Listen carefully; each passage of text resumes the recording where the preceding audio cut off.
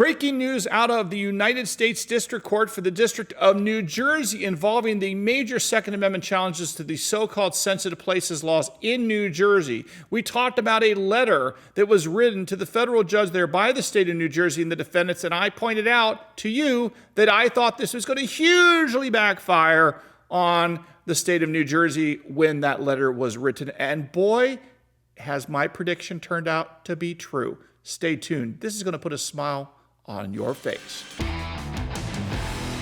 Hey folks, I'm Mark Smith, host of the Four Boxes Down, a proud American gun owner, constitutional attorney, member of the U.S. Supreme Court Bar, and New York Times bestselling author. If you haven't subscribed to the Four Boxes Down, our Second Amendment channel, please do so. Show your love for the right to keep and bear arms, and like this video and share it widely.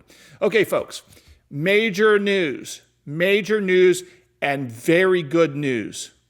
So, as you know, right now, there are two major lawsuits, one named Siegel, one named Koons. Both are pending and consolidated together in front of Judge Renee Marie Bumb in the United States District Court for the District of New Jersey.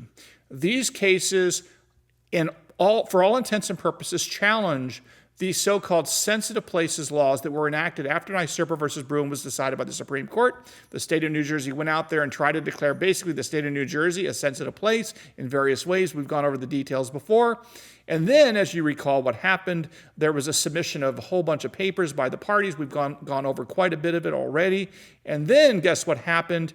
And I just reported on this yesterday. The state of New Jersey wrote a letter to the judge, basically threatening the judge by saying, speed things along, Judge Bumb, or we're going to take an appeal to the Third Circuit and show you up.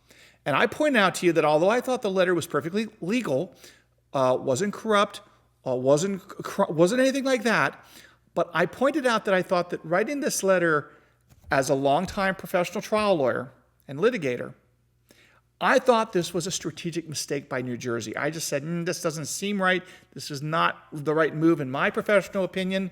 And I wondered whether or not that the lawyers who wrote the letter were getting some sort of political or other pressure placed upon them to speed things along because things were not looking good for New Jersey because they kept getting, frankly, spanked in the courts. So I thought it looked odd to me as a strategic move, but nevertheless, I'm not in the case, so I couldn't be for certain. Well, oh boy, did I turn out to be right.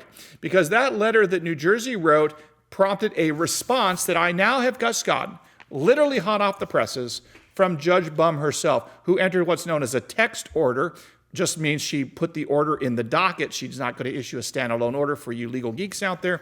But wow, oh boy, I think it's a problem for New Jersey big time. Let me tell you why. This order says, I'm not going to read the whole thing to you, but let me hit the highlights. Judge Bumb writes, this matter comes before the court upon the March 3rd, 2023 letter filed by the defendants advising the court that defendants will appeal and seek a stay of this court's orders on plaintiff's TRO motions. The court makes the following observations. This is a little bit unusual to see a judge respond like this, but the judge did, telling me she's not very happy with New Jersey. Here's what she writes. Following this court's decisions on those motions, the parties agreed, hear me, New Jersey? The parties agreed to their own briefing schedule on plaintiff's motions for a preliminary injunction and later extended the date for plaintiffs to file reply briefs to February 24, 2003. So here she's saying, hey, New Jersey, you agreed to this schedule. So why are you writing this letter to me now after you agreed to the schedule? It goes on to say, the court has since reviewed over 2,000 pages of briefing from the parties, the interveners, and amici curiae, including numerous certifications with exhibits annexed thereto from defendants who wrote the nasty letter, okay? With the last filing of another certification by defendants yesterday on March 6, 2023.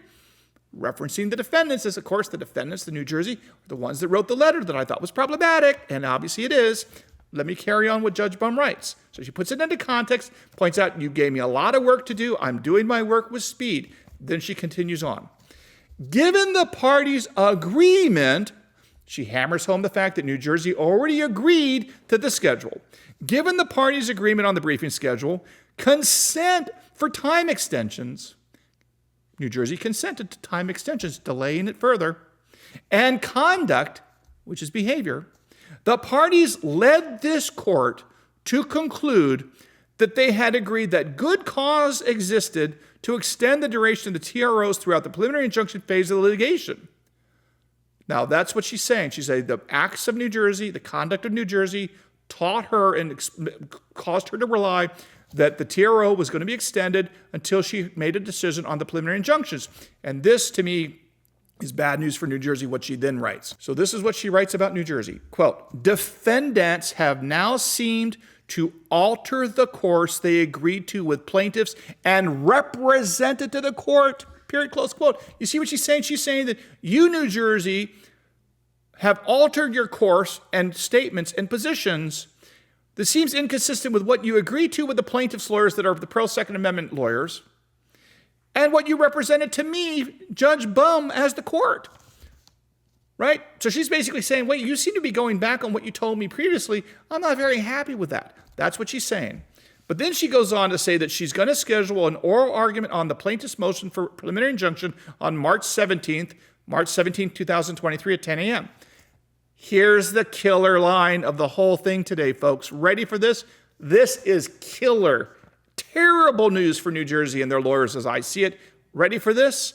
This is what she writes. The court intends to hold oral argument on the plaintiff's motion for a preliminary injunction on March 17th. Ready?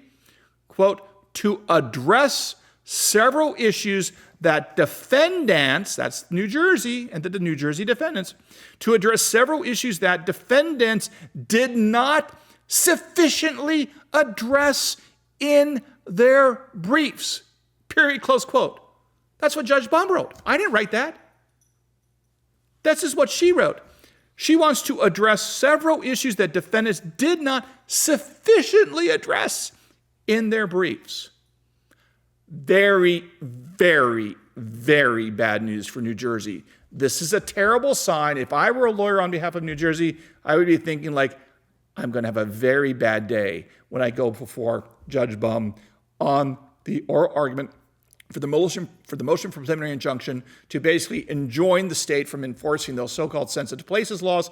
And the judge, having reviewed over 2,000 pages of materials, is basically saying, I, as the state of New Jersey, have failed to meet my burden and justify all those crazy gun control laws that the state legislature just passed. So the bottom line is this, as I predicted, because remember, I don't just report the news, I tell you what's going to happen in my view. As I predicted, that letter that New Jersey wrote to Judge Bumb was a terrible strategic mistake, I thought at the time. I told you that, and lo and behold, it's pretty apparent that I was dead on and that this is a terrible blow for New Jersey because now she's going to work extra hard on this case as I see it. I'm sure she was already working hard. But again, you've just poked, as they say, you poked the bear. And New Jersey had already done so in various ways and had already, in my view, based on the transcript, irritated her and some of their arguments. And now it's been dramatically worsened, at least from the point of view of New Jersey's perspective. On the good news front, this all speaks very well for making sure that our right to keep and bear arms is enforced and protected by Judge Bumb and the courts in the state of New Jersey. All great news for the moment, but terrible news for New Jersey. And, well, that's just the way it is. If you try to defend what I view as an unconstitutional law, sometimes you get spanked, and that looks to be what's coming on the horizon for the state of New Jersey in that Second Amendment case, the case of Koons and the case of Siegel. Okay, folks, hope you learned a little bit something here today. If you haven't subscribed, please do so, and we'll see you again soon here at the Four Boxes Diner. Orders up. Table 2A.